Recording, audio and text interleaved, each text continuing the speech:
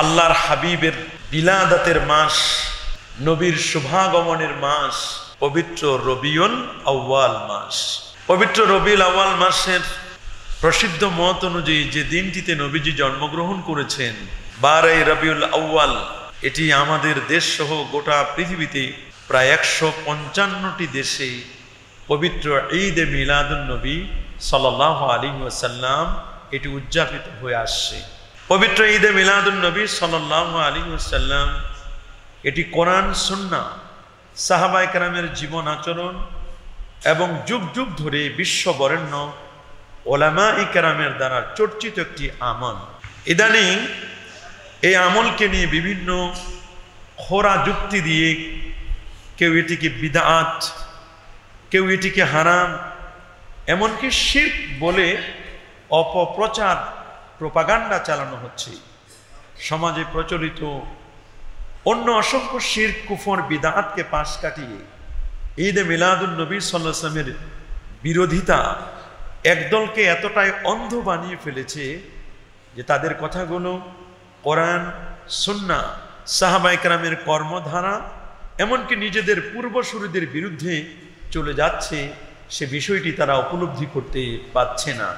আল্লাহর নবী পৃথিবীতে শুভাগমন করেছেন, যদিও সবার মতে নবীজি জন্মগ্রহণ করেছেন রবিউল আউয়াল মাসে। কোন মাসে? নবী জন্ম নিয়েছেন 570 খ্রিস্টাব্দে হাতি সালে। 570 খ্রিস্টাব্দে হাতি সাল বলা হয় কেন? আব্রাহা যে বছর কাবায় হামলা করার জন্য চেষ্টা করেছিল, ওই বছর নবীজি জন্ম নিয়েছেন। নবীজি জন্ম নিয়েছেন সোমবার, এটি সহিহ হাদিস দ্বারা প্রমাণিত। বলেন কি বার? সোমবার। নবী জন্ম নিয়েছেন 570-এ, এটাও প্রমাণিত। নবীজি জন্ম নিয়েছেন রবিউল আউয়াল মাসে, এটাও প্রমাণিত। কিন্তু কয় তারিখে নবী জন্ম নিয়েছেন, তারিখটা কোনটা, এইটা নিয়ে সমাজের মধ্যে একটা মতভেদ আছে।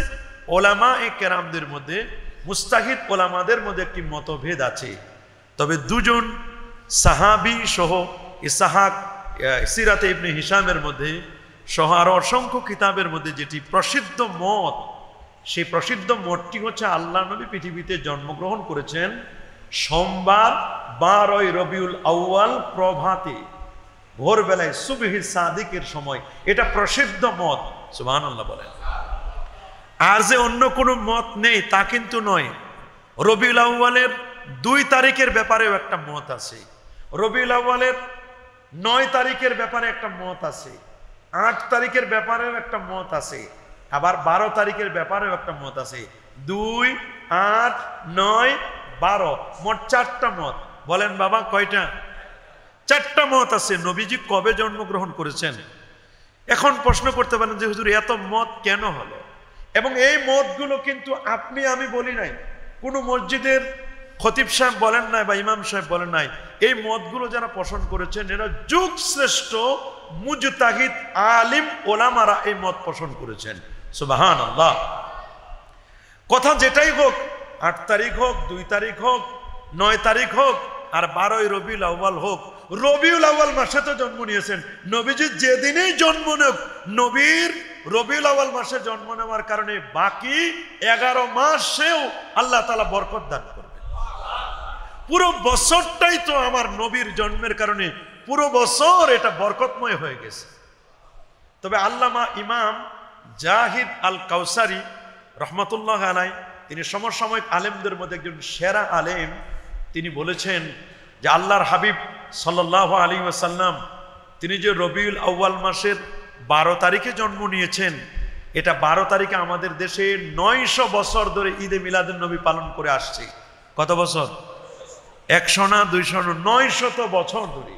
যদি 600 বছর থেকে শুরু করা হয়, যে ঈদে মিলাদুন নবী শুরু হয়েছে 600 হিজরিতে, তা বর্তমান 1400 কত 46 হিজরি, তা প্রায় 1500 যদি ধরি তা 900 বছর, 850 900 বছর ধরে ঈদে মিলাদুন নবী চলে আসছে।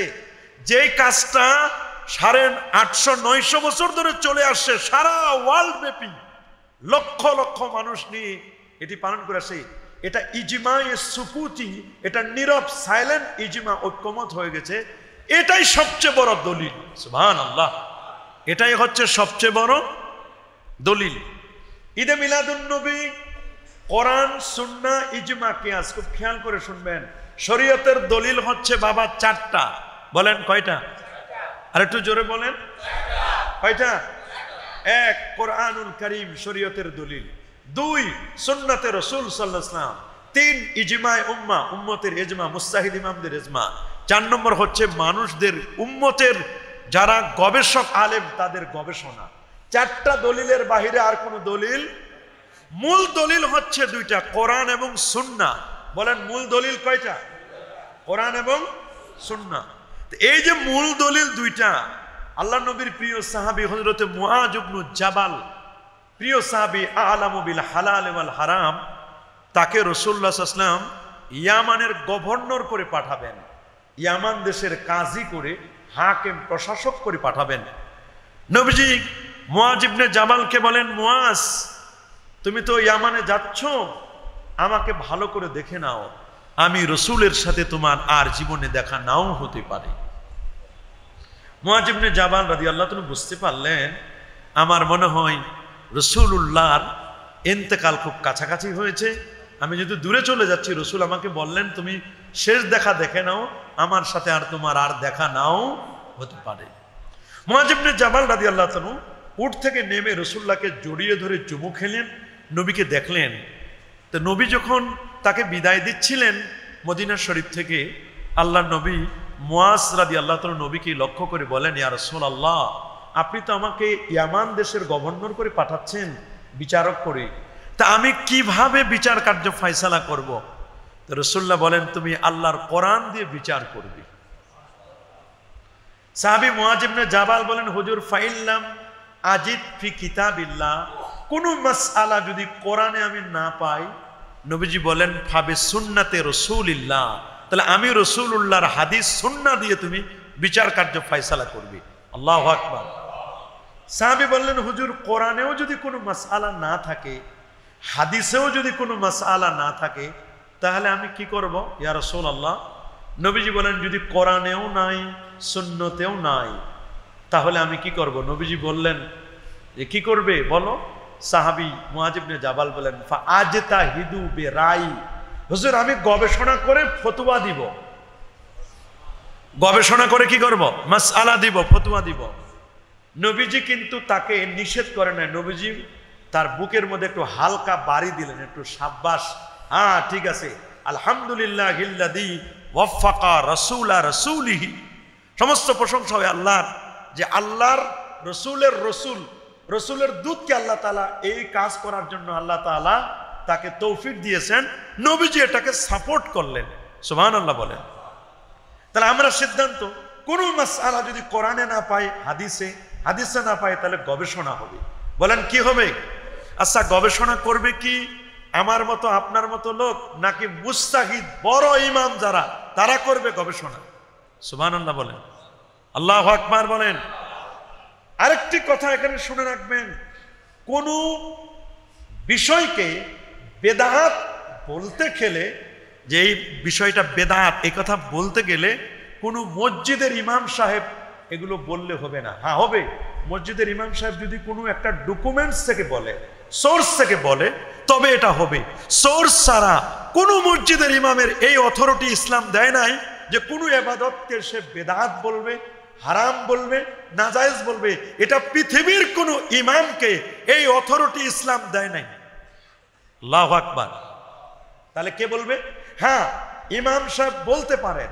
ইমাম সাহেব বলবেন, উনি একটা সোর্স থেকে বলবেন যে অমুক মুজতাহিদ ইমাম বলেছেন, অমুক গবেষক ইমাম বলেছেন, অমুকে এটা বলেছেন। উনি শুধু আপনাদেরকে শুনাই দিবেন নকল করে, অমুক বক্তব্যটি অমুকের বক্তব্য এই। যদি কোনো বিষয়ে কোরআনের দলিল থাকে, হাদিসের দলিল থাকে, ইজমার দলিল থাকে, ঐক্যমতের দলিল থাকে, অথবা গবেষণালব্ধ কিয়াস করার দলিল থাকে, এটা সরাসরি হোক চাই ইঙ্গিতে থাকুক, যদি কোনো মাসআলার সরাসরি দলিল কোরআন সুন্নাহ ইজমা কিয়াস অথবা ইঙ্গিতে থাকে, তাহলে এইরকম কোন মাসআলাকে আপনি বিদআত বলার আপনার কোনো ক্ষমতা নেই। এটা আপনাদেরকে ক্লিয়ার করে আমি বুঝাই দিলাম। কারণ পৃথিবীতে মানুষ হলো দুই প্রকার। সবাই বলেন, পৃথিবীতে মানুষ কয় প্রকার? একদল হচ্ছে গবেষক, মুজতাহিদ গবেষক, বলেন একদল হলো কি গবেষক, গবেষণা করবেন। আরেক দল ওনাদের গবেষণাটাকে সবাই মানবেন। সুবহানাল্লাহ বলেন। একজন বলবেন বাকিরা শুনবেন, একজন বলবেন আর বাকিরা কি। একজন আপনার গবেষণা, উনি গবেষণা করে একটা কথা বলবেন, আরেকজন এই কথাটা শুনবেন। এটা হলো নিয়ম। গোটা পৃথিবীতে এই নিয়মে কিন্তু চলছে। আপনারা দেখেন, গবেষকের কাজ হলো কোরআন সুন্নাহ থেকে মাসআলা মাসাইল বের করা। মাসআলা মাসাইল কি করা? বের করা। আচ্ছা, এখানে আমরা যারা আছি, আমরা কি কোরআন হাদিস থেকে মাসলা মাসাইল বের করতে পারি বাবা? বলেন না আপনারা। আপনারা পারেন? আমিও তো পারি না, আমিও পারি না। আমার মতো এরকম বড় বড় যত আলেম ওলামা যারা আছে তারাও পারবে না। কারণ একজন মুস্তাহিদ হওয়ার জন্য, গবেষক হওয়ার জন্য ইমাম আবু হানিফা, ইমাম শাফি, ইমাম মালিক, ইমাম আহমদ বিন হাম্বল ওই রকম বড় বড় ইমাম হইতে হবে, তাহলে তিনি গবেষণা করে কোরআন হাদিস থেকে মাসআলা মাসাইল বের করতে পারবে। আমরা গবেষক না, আমরা গবেষক মানুষ বলে অমুক গবেষক, এগুলো কোনো মুস্তাহিদ গবেষক না। আমরা হলাম অনুসারী, মুকাল্লিদ, আরেকজনেরটা অনুসরণ করি। উনারা মাসলা মাসাইল বের করছে, আমরা শুধু অনুসরণ করি। সুবহানাল্লাহ বলেন। এর বাহিরে কিছুই না। হয় আপনি একটা গাড়ি নিজে চালাবেন, যদি চালাইতে না পারেন তাহলে ড্রাইভার রাখে, তার সহযোগিতা নিবেন, ঠিক কিনা? হয় আপনি নিজে বাড়ি বানাইয়া নিজের বাড়িতে থাকবেন, না হলে যারা বাড়ি বানাইছে তাদের বাড়িতে আপনি ভাড়া থাকবেন। কথা কি ক্লিয়ার?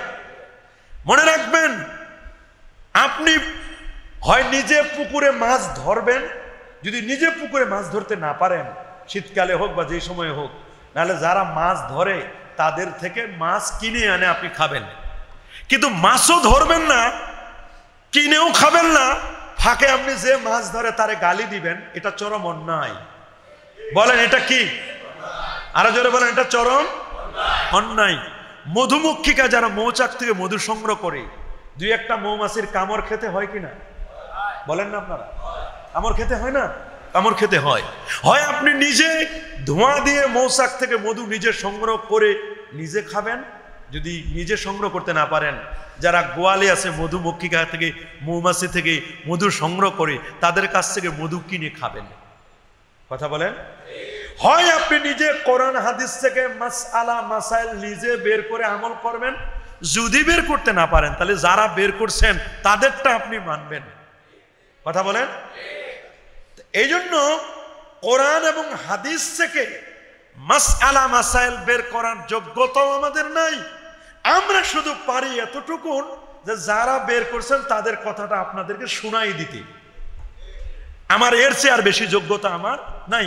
এজন্য আমি যখন কোনো ফতোয়ার দিই বা বলি যে এটা হালাল না হারাম, এটা জায়েজ না নাজায়েজ, আপনাদেরকে কিন্তু হয় রেফারেন্স দিয়ে কোরআনের, না হয় রেফারেন্স দিয়ে আমি হাদিসের, না হলে রেফারেন্স দিয়ে আমি কোনো ইমামের বক্তব্য আমি আপনাদের কাছে কোট করি।